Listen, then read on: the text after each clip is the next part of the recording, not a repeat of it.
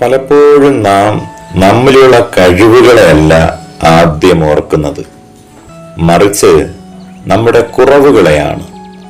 അതുപോലെ തന്നെയാണ് ഈ ലോകവും നമുക്ക് ചുറ്റുമുള്ള മനുഷ്യരും. നമ്മുടെ കുറവുകളും തെറ്റുകളുമാണ് നമ്മുടെ നേരെ അവർ ചൂണ്ടിക്കാണിക്കുന്നത്.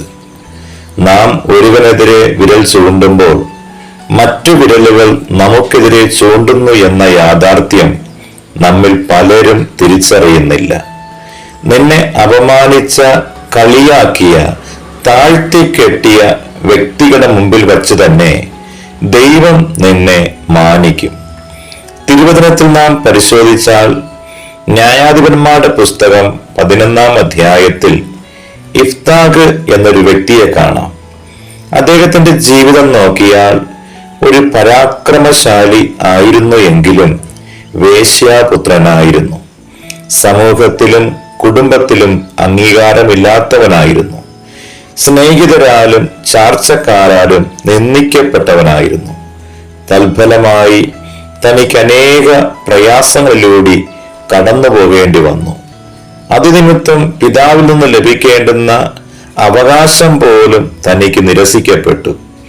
ഏറ്റവും ഒടുവിൽ തന്റെ സ്വന്തം ദേശം വരെ വിട്ട് പോകേണ്ട അവസ്ഥ ഇഫ്താഖിന്റെ ജീവിതത്തിലുണ്ടായി. അതിനുശേഷം നിസാരന്മാരായ, വലിയ യോഗ്യതയോ കഴിവോ ഒന്നും പറയാനില്ലാത്ത ചിലരുടെ കൂടെ ഇഫ്താഖ് വാസം തുടങ്ങി.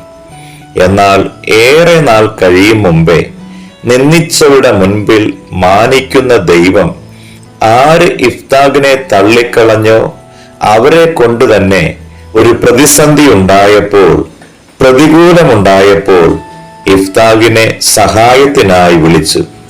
ഒരിക്കൽ തള്ളപ്പെട്ടവനെ പുറത്തു കൊണ്ടുവരുവാൻ ചില സാഹചര്യങ്ങളെ ദൈവം ഒരുക്കിയെങ്കിൽ, പ്രിയ ദൈവ പൈതലേ, നിന്നെ തള്ളിക്കളഞ്ഞവരുടെ മുൻപിൽ, നിന്നെ ഇറക്കിവിട്ടവരുടെ മുൻപിൽ, നിന്റെ പ്രാർത്ഥനയെ ചോദ്യം ചെയ്തവരുടെ മുൻപിൽ, നിന്റെ അഭിഷേകത്തെ ചോദ്യം ചെയ്തവരുടെ മുൻപിൽ നിന്നെ തിരിച്ച് വിളിച്ച് അവരെ നയിക്കുവാൻ, അവർക്ക് വേണ്ടി പ്രാർത്ഥിക്കുവാൻ, അവരുടെ നേതാവാകുവാൻ നിന്നെ മുൻപിൽ നിർത്തുന്ന ഒരു ദൈവമുണ്ട്. തള്ളപ്പെട്ടവനെ വിശ്വാസ വീരന്മാരുടെ പട്ടികയിൽ ദൈവം നിർത്തിയെങ്കിൽ ദൈവം നിന്നെയും നിർത്തും.